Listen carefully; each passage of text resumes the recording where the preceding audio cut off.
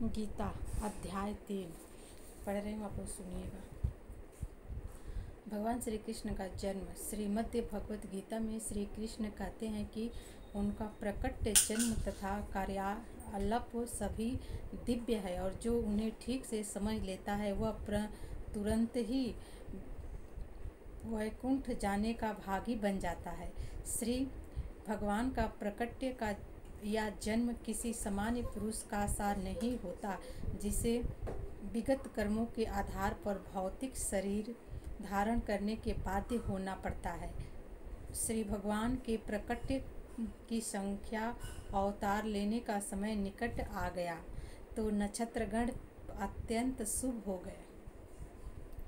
रोहिणी नक्षत्र में भी फलित ज्योतिष के अनुसार शुभ माना जाता है। रोहिणी नक्षत्र जो फलित ज्योतिष के अनुसार शुभ माना जाता है। प्रबल था। रोहिणी ब्राह्मण के छत्र संचय के अंतर्गत माना जाता है। ज्योतिष के अनुसार नक्षत्रों की उपयुक्त स्थिति के अतिरिक्त विभिन्न ग्रहों की विभिन्न स्थितियों के कारण शुभ तथा अशुभ क्षण उपस्थित होते रहते हैं। श्री कृष्ण के जन्म के समय सारे ग्रह स्वमेव इस तरह स्थित हो गए कि सब कुछ शुभ बन गया। उस समय पूर्व पश्चिम दक्षिण उत्तर सभी दिशाओं में शांति और संपन्नता तथा ग्रामों या गोचरों में तथा जन के मन में सौभाग्य के लक्षण दृष्टिगोचर हो रहे थे। नदियाँ जल से पूर्ण होकर प्रवाहित हो रही थी और सरोवर में सुंदर कमल खिले हुए थे। जंगल सुंदर पक्षी एवं मोरों से पूर्ण थे। जंगल के सारे सभी मधुबाड़ी में गाने लगे और मयूरियों के साथ नाचने लगे। वायु अपने साथ विविध पुण्यों की सुगंध लेकर मंद मंद बहने लगी, जिसका सम्मुख स्पर्श मन को मोहने लगा था। जो ब्राह्मण अग्नि में यज्ञ करने के अभ्यस्त थे उन्हें बहुभूत के लिए अपने अपने घर अत्यंत सुहाने लगने लगे। असुर राज्यों के उत्पादों के कारण ब्राह्मणों के घरों में हवन नदी यज्ञ लगभग बंद हो चुके थे, किंतु अब उन्हें शांतिपूर्वक यज्ञ करने के अवसर प्राप्त हो रहे थे। यज्ञों को प्रबंध लगाने के कारण ब्राह्मण मानस वाचा कर्म अत्यंत दुखी थे, किंतु श्री कृष्ण के जन्म के समय उनके मन स्वयंमेव प्रसन्न से पूर्ण हो गए, क्योंकि उन्हें आकाश में श्री भगवान के जन्म लेने की घोषणा करने वाली दिव्य वाणी गुंजित होती सुनाई दे रही थी।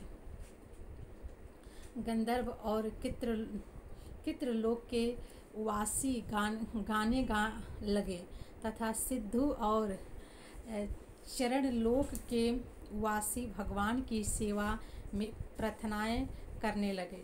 सर्वलोक में देवता अपनी अपनी पत्नी तथा विद्याधर अपनी अपनी पत्नियों के साथ नाचने लगे। ऋषि मुनि तथा देवता प्रसन्न होकर फूल बरसाने लगे। समुद्र तट पर हल्की हल्की तरंगे की ध्वनि सुनाई दे रही थी और समुद्र के ऊपर आकाश में बादल थे जो महक गरज करने लगे थे। जब ऐसे संयोग उपस्थित हो गया तब घटो वापसी भगवान श्री विष्णु अंधेरी रात में श्री भगवान के रूप में देवकी के समक्ष प्रकट हुए, जो एक देवी जैसी लगती थी। उस समय भगवान श्री कृष्ण के प्रकट की तुलना रात्र के समय पूर्व दिशा में उदित होने वाली पूर्ण चंद्रमा से की जा सकती थी। यहाँ यह आपत्ति उठाई जा सकती है कि चूँकि भगवान श्री कृष्ण अष्टमी के दिन उत्पन्न हुए अतः उस दिन पूर्ण चंद्रमा उदय हो ही नहीं सकता, इसके उत्तर में यह कहा जा सकता है कि भगवान श्री कृष्ण उस वंश में उत्पन्न हुए जो चंद्रमा की वंश परंपरा में था। अतः यद्यपि उस रात्र को चंद्रमा अधूरी थी,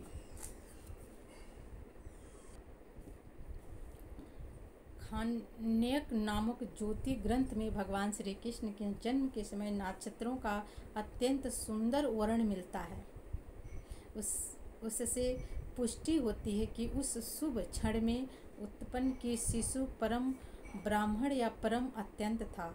वासुदेव उस आश्चर्यजनक बालक को देखा जिसके चार हाथ थे, जिसमें वह शंख चक्र गदा तथा कमल पुष्प धारण किया था, जो श्री वास्तव में चिन्ह से सुशोभित था, जो कौस्तुभ मणि की माला पहनना था, पीतंबर धारण किया, चमकीले श्याम बादल के तरह लग रहा था, जिसका मुस्कुराहट वैदिक मणि से अकलंक था, जो पूरे शरीर में अमूल्य विजावट कुंडल तथा अन्य आभूषण धारण किए था, और जिसका सिर के शीर्ष अलंकृत था। बालक के अद्वितीय रूप के कारण वासुदेव आश्चर्यचकित हो गया। नवजात शिशु इस तरह कैसे आभूषण हो सकता है? अतः ये समझ गए कि अब भगवान श्री कृष्ण प्रकट हो गए हैं, और इस अवसर पर वे भयभीत हो गए। वासुदेव ने विनम्र भाव से आश्चर्य प्रकट किया कि यद्यपि ये भौतिक प्रकृतिक द्वारा बंद सामान्य जीव है और ऊपर से कंस द्वारा बंदी है, जो भी तीव्र व्यवस्था भजन विष्णु या श्री कृष्ण अपने मूल रूप में उनके घर शिशु रूप में प्रकट हुआ है। कोई भी संसारी बालक आभूषण एवं सुंदर वस्त्र से सजकर चार भुजाओं सहित और भगवान के समस्त चिन्ह से उपयुक्त नहीं होता। वासुदेव बारंबार उस बालक को निहार रहे थे और विचार कर रहे थे कि इस शुभ बेला को किस तरह मनाया। वे सोचने लगे, सामान्यतः जब पुत्र उत्पन्न होता है तो लोग उस अवसर पर खुशियाँ मनाते हैं, और एक मैं हूँ कि मेरे बंदी होते हुए भी श्री भगवान ने मेरे घर जन्म लिया है। मुझे इस शुभ उत्पन्न को बारंबार मानने के लिए तैयार रहना चाहिए। जब वासुदेव ने, जिसका दूसरा नाम अनक दुंदर्भ है, अपने नवजात शिष्य को देखा तो वे इतने प्रसन्न हुए कि उससे में ब्राह्मण को कई हजार गौनियाँ दान देने की इच्छा प्रकट हुई। बौद्धिक प्राणी के अनुसार जब भी क्षत्रिय राजमहल में कोई शुभ उत्सव मनाया जाता है तो राजा प्रसन्न के कारण उनके वस्तुएं दान में देते हैं। ब्राह्मण तथा ऋषियों को सर्वभूषण से मंडित गाय दी जाती है। वासुदेव श्री कृष्ण के अविवर्ता के स्थल में एक दानोत्सव माना चाह रहे थे, किंतु कंस के बंदी गृह में बंद होने के कारण ऐसे करना दुष्ट कार्य था। अतः उन्होंने मन ही मन ब्राह्मणों को हजारों गायें दान की। जब वासुदेव को विश्वास हो गया कि नवजात शिशु सच्छत्य श्री भगवान है, जो वे झुककर दोनों हाथ जोड़कर उसकी प्रस्तुति करने लगे। उस समय वासुदेव दिव्य स्थिति में थे, जिससे कंस से उत्पन्न उनका सारा भय जाता रहा। जिस कमरे में नवजात शिशु उत्पन्न हुआ था वह उसके तेज से देदीप्यमान था। तब वासुदेव ने प्रार्थना करनी प्रारंभ की, हे श्री भगवान, मैं जानता हूँ कि आप कौन हैं। आप समस्त जीवों के परमात्मा तथा परम अत्यंत श्री भगवान हैं। आप अपने ही सच्चित रूप में प्रकट हुए हैं, जिसका हम प्रत्यक्ष अवलोकन कर रहे हैं। मैं जानता हूँ कि आप मुझे कंस के भय से मुक्त कराने के लिए प्रकट हुए हैं। आप इस भौतिक जगत में संबंधित नहीं हैं।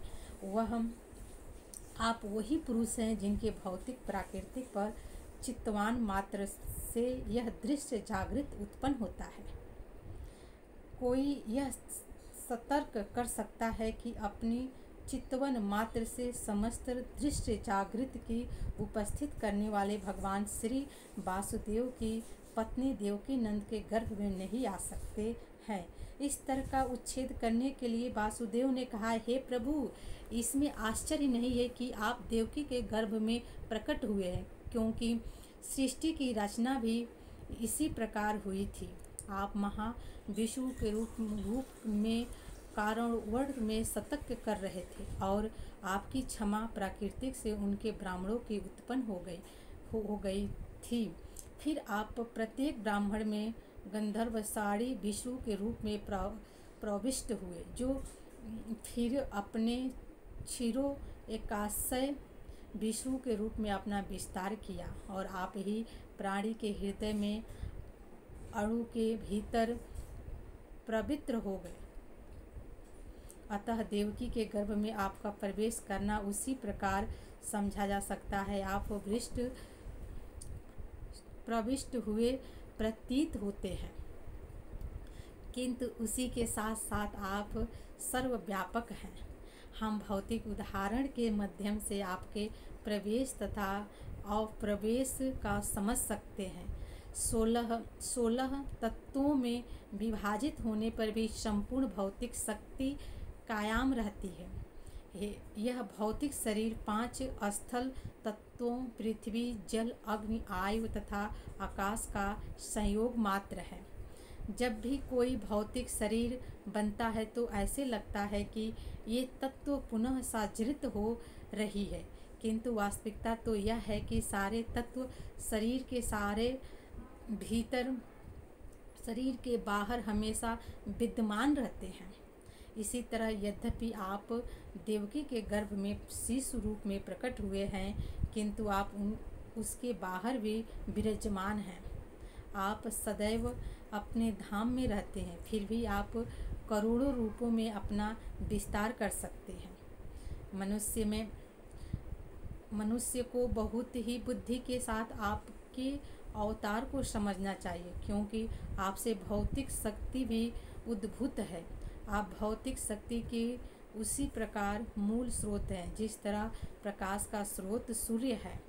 सूर्य प्रकाश सूर्यमंडल को आच्छादित नहीं कर सकता, न आपसे उदयभूत होने के कारण भौतिक शक्ति आपको आच्छादित कर सकती है।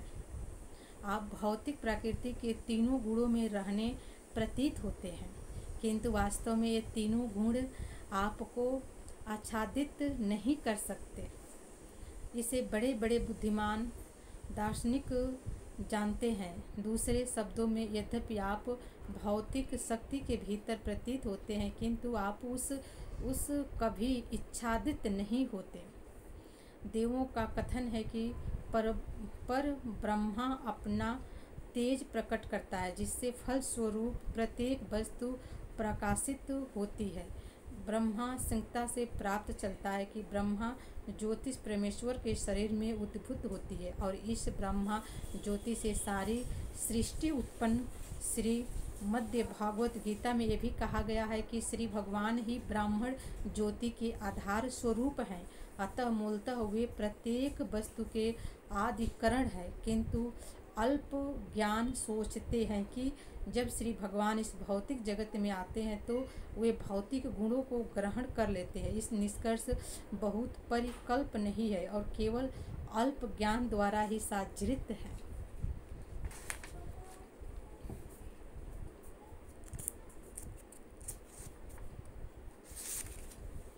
श्री भगवान प्रत्यक्ष तथा आध्यात्मिक रूप से स्वतंत्र विद्यमान है। इस दृष्टि के भीतर भी और बाहर भी वे केवल इस दृष्टि में भगवदस्यासी विष्णु के रूप में नहीं रहते। वे प्रत्येक परमाणु के भीतर है। प्रत्येक परमाणु का अस्तित्व उनके उपस्थित कारण ही है। उसने कुछ भी विल